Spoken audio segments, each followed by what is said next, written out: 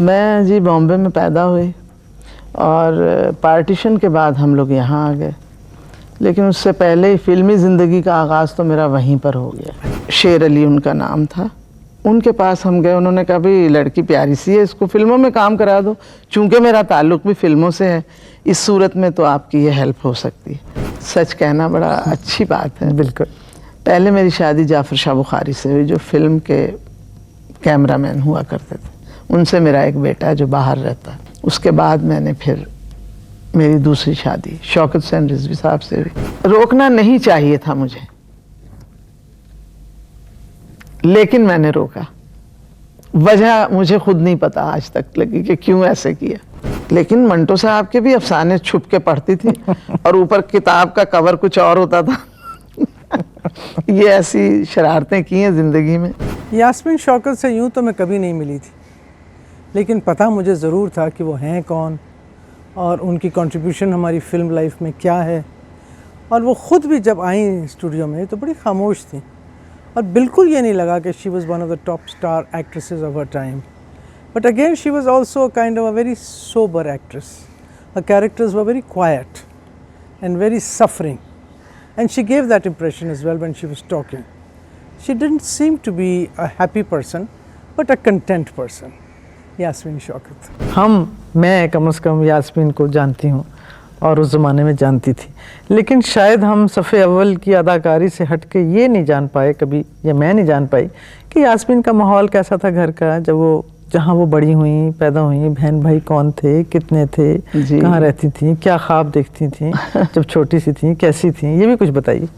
मैं जी बॉम्बे में पैदा हुई और पार्टीशन के बाद हम लोग यहाँ आ गए, लेकिन उससे पहले ही फ़िल्मी ज़िंदगी का आगाज़ तो मेरा वहीं पर हो गया। अच्छा। मियाँ कारदार साहब की पिक्चर दिल लगी में मैंने काम किया जूनियर आर्टिस्टों में। फिर उसके बाद सन 49 में हम लोग लाहौर आ गए, यहाँ पर ही फिर रहने लग गए। जा ना पाए, कुछ हालात ऐसे हो गए। फिर यहाँ घर में एक मीडियोकर फैमिली हमारी है, मतलब कोई रईस लोग नहीं हैं हम, मगर ये कि खुददार और इज़्ज़तदार लोगों में ज़रूर शुमार होता है। बाहर कैफ मजहबी सा मेरे घर का माहौल, और माँ बाप और मैं अकेली अपने वालिदैन की औलाद। अच्छा। अमूमन जो मैंने सुना है, सभी आपस से जब बात की, सुनलता से की, बाहर बीबीसी की, सब ने कहा हादसाती तौर पे। आप भी हादसाती तौर पे फिल्मों में आ गए? नहीं, हम सेट पे गए फिर कुछ ऐसी बस? जी ये बात नहीं थी कि असल में चूंकि पार्टीशन के बाद हम आए, उससे पहले मेरे वालिद आए थे अपनी वालदा से मिलने। अच्छा। तो उस दौरान पार्टीशन हो गया, वो वापस ना जा सके। इस वजह से अब घर में कोई ऐसे सोर्स ऑफ इनकम ही नहीं था। ठीक। और फिर मेरे वालिद के एक दोस्त हुआ करते थे, साउंड इंजीनियर थे बॉम्बे टॉकीज़ में, और शेर अली उनका नाम था। उनके पास हम गए, उन्होंने कहा भी लड़की प्यारी सी है, इसको फ़िल्मों में काम करा दो। चूँकि मेरा ताल्लुक़ भी फ़िल्मों से है, इस सूरत में तो आपकी ये हेल्प हो सकती है। मैं इस तरह फ़िल्मों में आ गई। अच्छा। तो इसको हादसा समझे या किस्मत की कोई लाइन? हाँ, बिल्कुल सही बात, यही कह सकते। ये बताइए कि पहला शॉट, पहली फिल्म याद रहती है? जी बिल्कुल, पहला इत्तेफाक याद रहता है। कुछ आपको याद है, कुछ बताएं। यही मैंने बताया ना कि मियाँ साहब की पिक्चर थी, लेकिन मुझे कोई उसमें ख़ास डर खौफ कुछ नहीं लगा। ऐसे ही जैसे मैं इस वक्त आपसे बात कर रही हूँ, इसी तरह बिल्कुल बहुत सारी लड़कियां थी, उनमें ज़रा उर्दू मेरी बेहतर थी, लिहाजा उन्होंने मुझे डायलॉग ज़्यादा दिए और मैं उसी तरह आराम से, कोई मुझे डर खौफ ना आया। या उस वक्त इतना शऊर नहीं था शायद कि ये फिल्म है और ये यहाँ पर कैसे बोलना है, क्या करना है, ये भी बात उस वक्त ये भी होगी।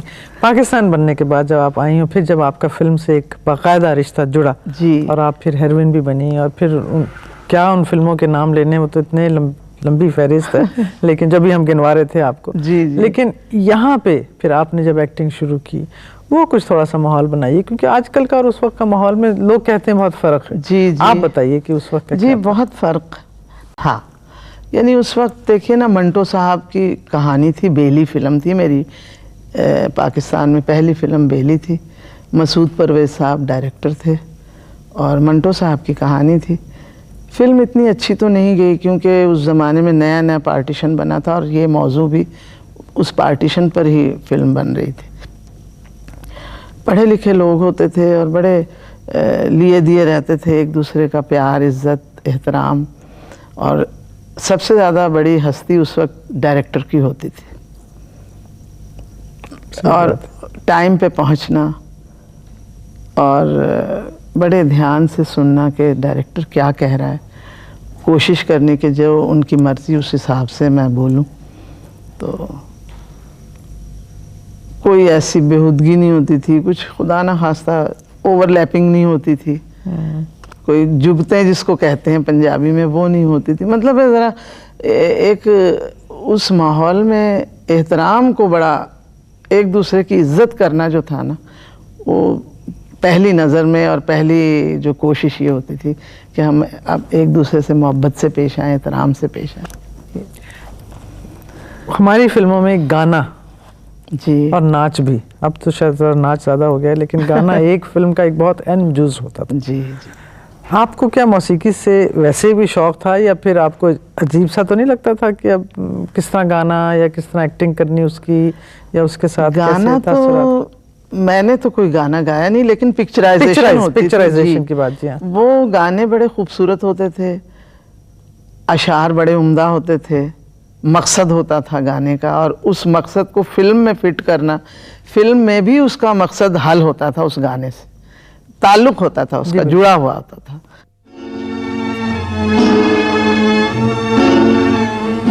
दिल की धड़कन तेरी आवाज हुई जाती है, जिंदगी कितना हंसी राज हुई जाती है। दिल की धड़कन तेरी आवाज हुई जाती है, जिंदगी कितना हंसी राज हुई जाती है। दिल की धड़कन तेरी आवाज।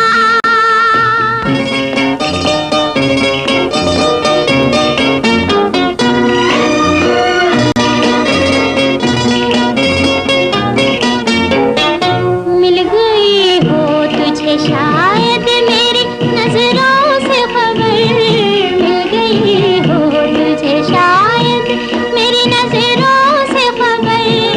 देखने वाले तेरी एक मोहब्बत की नजर, मेरे अफसाने का आगाज हुई जाती है, जिंदगी कितना हंसी राज हुई जाती है। दिल की धड़कन तेरी आवाज। उस ज़माने में नसीम बेगम थी, ज़ुबैदा खानम थी, इकबाल बानो के क्या कहने, और बाजी नूरजहां तो खैर अपनी जगह तो एक घाट का पत्थर है, बिल्कुल उनका तो वो नहीं। लेकिन उनके अलावा ये लोग भी बहुत अच्छा गा रही थी और बड़ा अच्छा इन्होंने काम किया। रशीद अत्रे साहब म्यूज़िक डायरेक्टर थे। मेरे ज़माने में जब मैं यहाँ आई हूँ तो ग़ुलाम हैदर साहब उस वक्त ज़िंदा थे। अच्छा। उनकी पिक्चरें भी जो मैंने की हैं, इल्तिजा में उन्हीं का म्यूज़िक था। फिल्म इल्तिजा एस गुल साहब ने बनाई थी, प्रोड्यूसर थे वो। तो आप पहले कहानी सुनती थी, पहले कैरेक्टर सुनती थी, फिर होता था? तकरीबन ये होता था, ज़्यादातर सब लोगों को बुला लिया जाता था तो कहानी एक दफ़ा सुना देते थे, और अगर इतना मौका नहीं मैसर तो फिर वो जो आर्टिस्ट है, जैसे मैं हूँ या कोई और कैरेक्टर करने वाला, उससे वो उसका कैरेक्टर बता देते थे कि आपका ये इस मौजू पे है, इस तरह इस तरह। सुबह कितने बजे शिफ्ट आपकी शुरू होती थी? पूरा दिन शूटिंग हुआ करती जी, थी? 9 बजे शिफ्ट शुरू हो जाती थी और 5 बजे ख़त्म। अच्छा। कभी कभी ऊपर भी जाता था तो वो फिर 1.5 शिफ्ट कहलाती थी, लेकिन लोग पूरे टाइम पर पहुंचते थे, पूरे टाइम पर। ये नहीं होता था कि 9 बजे शूटिंग है तो 12 बजे आ रहे हैं या 2 बजे आ रहे हैं, ये नहीं। इसमें तो नुकसान है, फिल्म में फिर फ़ायदा क्या है? जी बिल्कुल, आर्टिस्ट को पंक्चुअल होना चाहिए। ये तो है बात। फिर आपने फिल्मों से किनारा कशी की, जी, शादी हुई माशाल्लाह आपकी शौकत साहब के साथ। ये फैसला आपने किया खुद? शादी का फैसला चले दोनों सही। किस चीज का फैसला बताएं? पहले शादी का फैसला और फिर इंडस्ट्री छोड़ने का फैसला। जी पहले तो मैं ये वजाहत कर दूं, सच कहना बड़ा अच्छी बात है। बिल्कुल। पहले मेरी शादी जाफर शाह बुखारी से हुई, जो फिल्म के कैमरामैन हुआ करते थे। उनसे मेरा एक बेटा है जो बाहर रहता है। अच्छा। नासिर बुखारी उसका नाम है, माशाल्लाह बड़ा अच्छा MBA किया हुआ है, और वहाँ अपने सैटरडे संडे को वो फोटोग्राफी भी करते हैं, जो मैनचेस्टर में। जी मैनचेस्टर रहते हैं। उसके बाद कुछ किस्मत में भी नहीं होता कि किसी के साथ गुजर हो, निभा हो। जी निभा हो। अच्छे इंसान थे, बस हमारी किस्मत में नहीं था उनके साथ रहना। उसके बाद मैंने फिर मेरी दूसरी शादी शौकत हुसैन रिजवी साहब से हुई। उनके कहने से मैंने काम छोड़ा। उन्होंने कहा भी काम नहीं करेंगी आप, लिहाजा मैंने उनकी बात मानी, क्योंकि फिर सोचा कि शायद कितना अरसा मैं काम करूंगी, थक जाऊंगी, और या हो सकता है लोग थक जाएं मुझे देखते तो बेहतर है कि इनके कांधों पे रख के बंदूक चला दूं। लिहाजा मैंने उनका कहना माना, और अल्लाह का फजल रहा कि अच्छी ज़िंदगी गुजरी, बड़ी भरपूर ज़िंदगी गुजरी। बेहतरीन इंसान थे, बहुत अच्छे शौहर साबित हुए, बहुत अच्छे बाप, और वैसे भी साफ गो खरे इंसान थे वो। और सच्ची बात करने के लिए ही उनको शायद वो बहुत पीछे चले गए। कुछ स्टूडियो बहुत सारे माशाल्लाह बन गए स्टूडियो। अब तो स्टूडियो कितने टूट चुके हैं। इंडस्ट्री के हालात जो ऐसे हुए, तो बहुत सारे स्टूडियो बन चुके। 8 स्टूडियो थे, अब तो शायद 3-4 रह गए। मगर साहब वो बड़े ही नेक इंसान थे और बड़े प्यार वाले, जिसका सबूत मेरे अच्छे बच्चे हैं, मैं हूँ, हम अच्छा घर है, एक जन्नत नुमा घर है मेरा। बिल्कुल माशाल्लाह। तो फिर मुड़ के भी ना देखा? जी, फिल्म इंडस्ट्री की तरफ मुड़ के भी ना देखा फिर? बस इतनी मोहब्बत चाहत मिली कि वो मैंने फिर वाकई में ज़रूरत नहीं महसूस की। ये बताइए यास्मीन आपा कि कभी जब आप माशाल्लाह इतनी बिजी थीं और सफ़े अव्वल की अदाकारा थीं, तो अगर किसी दिन एकदम शूटिंग कैंसिल हो जाती तो फिर यास्मीन का दिन कैसे गुजरता था? फिर मैं सीधा सिनेमा का रुख करती थी, इंग्लिश पिक्चर देखती थी। मेरी 1-2 दोस्तें थी, उनके साथ हम फिल्म पे जाते थे। उस वक्त की समझ लीजिए कि लफ्ज़ तो अच्छा नहीं, अय्याशी समझ लो। एक घूमने फिरने का ज़्यादातर कोई और जगह नहीं थी, या लॉरेंस बाग चले जाएं, बिल्कुल, और चिड़ियाघर। उससे बेहतर था कि हम फिल्म देखते थे और उसके बाद शिजान में आके खाना खाते थे। क्या बात। और हम समझते थे बहुत फिर आज हमने खूब एंजॉय किया, जिसे कहते हैं। शोहरत जो है कभी कभी ज़ाती तौर पे कुर्बानी मांगती है। जी जी। अगर आप कहीं जाना चाहें, आना चाहें, वक्त नहीं मिलता, मिलना चाहें लोगों से, वक्त नहीं मिलता, सिर में तेल लगा के सड़कों पे जाना चाहें तो नहीं जा सकते। तो कभी आपको महसूस होता था कि शोहरत तो मिल रही है मुझे माशाल्लाह और सब कुछ है, लेकिन शायद ये लाइन मुझे कभी कभी तंग भी करती है इस हवाले से? बस लोग पहचान जाते थे, तो अनारकली ही उस वक्त होता था। एक जहाँ से चीज़ें वीज़ें ख़रीदने, कपड़े और या हर चीज़ की ख़रीदारी होती थी, तो बुर्का पहन के मैं जाती थी, और आर्टिस्ट भी बुर्का ही पहन के जाया करती थी। यूँ हम लोग नहीं जा सकते थे। तो उस वक्त ज़रा सा गर्मी है तो बुर्के में जा रहे हैं, कहीं गिर ना पड़े, आदत नहीं होती थी। तो ये चीज़ें ज़रूर। कभी ऐसा हुआ कि बुर्के में से किसी ने पहचाना आपको और कहा? जी हाँ, आंखों से पहचान लिया। अगर मैंने यूं नकाब किया तो आंखों से लोगों ने पहचान लिया ये यास्मीन जा रही। और मैं हैरान होती थी कि कमाल लोगों की निगाहें। लेकिन बाहर वो भी अच्छे दिन थे। जी, बहुत अच्छे दिन थे। आपकी बेटियां नहीं हैं, सिर्फ बेटे हैं मेरी तरह। कभी बेटी की कमी महसूस होती है? जी, बहुत दिल चाहता है जब बच्चियों को देखती हूँ, प्यारे प्यारे कपड़े पहने, खूबसूरत लड़कियां होती हैं, तो दिल तो चाहता था, लेकिन अब अल्लाह की मर्जी।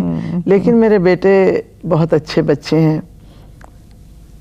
माँ हूँ इसलिए पता नहीं हर माँ को अपने बच्चे अच्छे लगते हैं। बिल्कुल, ये एक फितरती सी बात है, कुदरती बात है।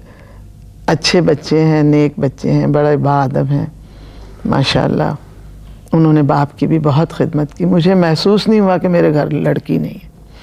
इतनी ज़्यादा उन्होंने बाप की खिदमत की है, बेटियों से ज़्यादा। घर में जब फिल्म लाइन छोड़ के आप घर आई और घर में रहीं, तो फिर बच्चे तो थे ही, लेकिन फिर और क्या, क्योंकि सारा दिन वहाँ लगने के बाद मसरूफियात क्या होती थी आप? कभी कभी बावर्ची छुट्टी करता था तो खाना भी पकाना पड़ता था। अब भी कभी वो जाता है तो खाना घर में खुद ही मैं पका लेती हूँ, और शौक भी है मुझे खाना पकाने का, मगर सर्दियों में गर्मियों में पसीना होता जी, सर्दियों में तो 5 वक्त अल्लाह को याद करते हैं। और कुछ दिनों से, यानी कि कोई 1-2 साल से बच्चों ने भी कहा, कुछ डॉक्टर की एडवाइस कि आप वॉक करें ज़रूर, इसलिए वॉक पे भी जाती हूँ। और घर में बस बच्चों में लगी रहती हूँ। कुछ दिल ही लग गया है घर में, बहुत कम दिल चाहता है बाहर जाने को, आप यकीन जाने। सिर्फ मैं अपनी बेटी हुमा के यहाँ ज़रूर जाती हूँ तकरीबन रोज़ाना। और कभी कभी मैं कहती हूँ पता नहीं ये कहीं सोचे बोरियत के लिए आंटी आ जाती हैं, लेकिन मुझे पता है कि ना जाऊँ तो उसका फिर फ़ोन आता है, क्या बात है आप क्यों नहीं आई? बेटी है तो सही हो। मेरी नासी शौक साहब की और बाजी नूर जहाँ की, बिल्कुल मेरे मियाँ का खून है, मुझे तो वो प्यारी लगती है। इसी तरह असगर हुसैन रिजवी, अकबर हुसैन रिजवी, बिल्कुल बच्चे हैं, वो बहुत बाअदब बच्चे हैं, मेरे साथ तो बड़े प्यार से मिलते हैं, बिल्कुल बहुत अदब करते हैं मेरा। ये बताइए कि बच्चों को आपने शायद क्या दानिस्ता तौर पे फिल्मी लाइन की तरफ जाने से रोका, या खुद ही नहीं गए? बस असल में रोकना नहीं चाहिए था मुझे, लेकिन मैंने रोका। वजह मुझे खुद नहीं पता आज तक लगी कि क्यों ऐसे किया।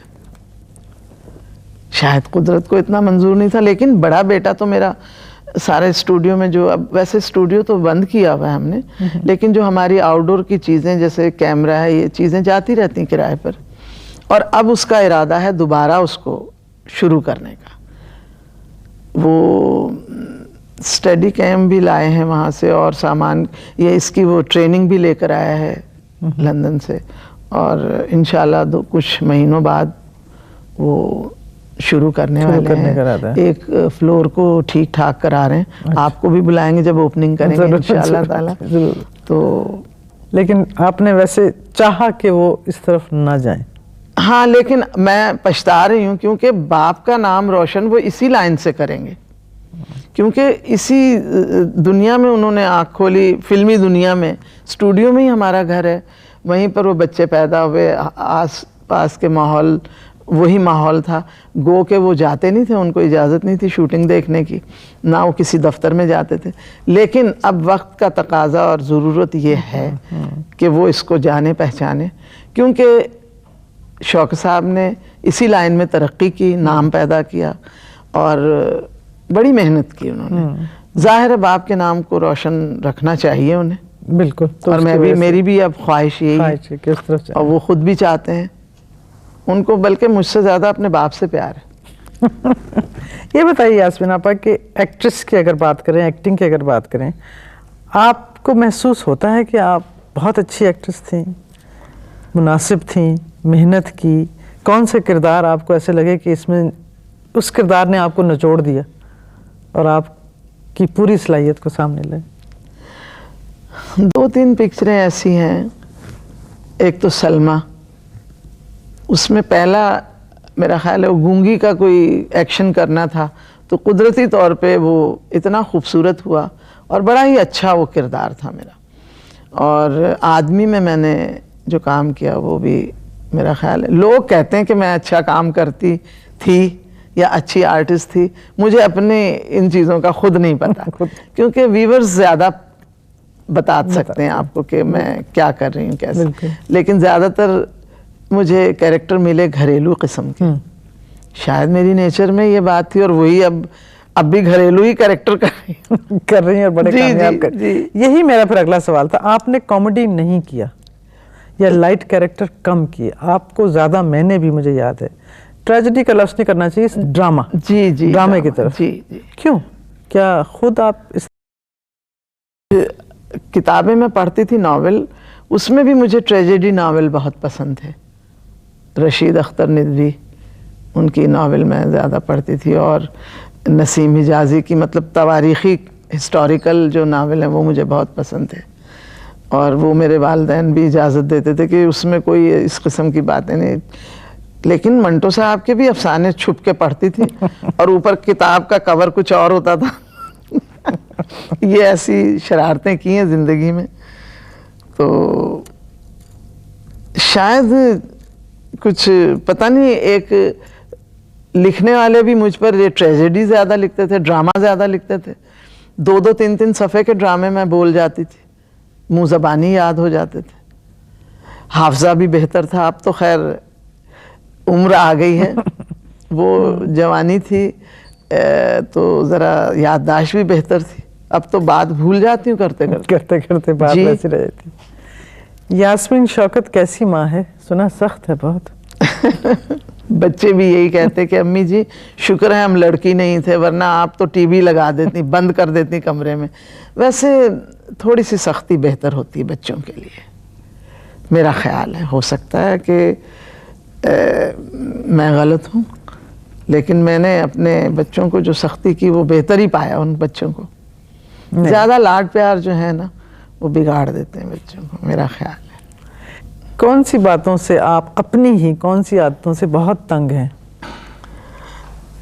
बच्चे कहते हैं अम्मी आप बहुत बोलती हैं, बहुत लंबी बात करती हैं, बोलती बहुत है। मैंने कहा अच्छा भाई, अब पता नहीं, मुझे खुद महसूस नहीं होता, लेकिन वो कहते हैं।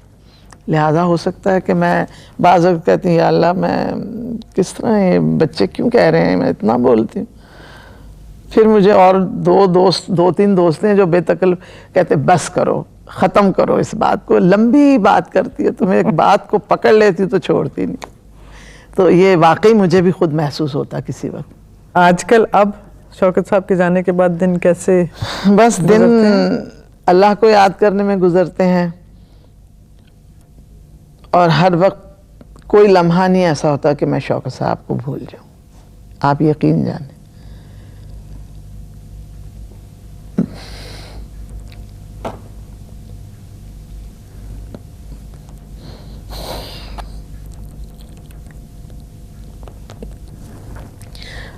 तकरीबन 3 साल हो गए इस अगस्त में, लेकिन मैं एक दिन भी, एक लम्हा भी नहीं भूल।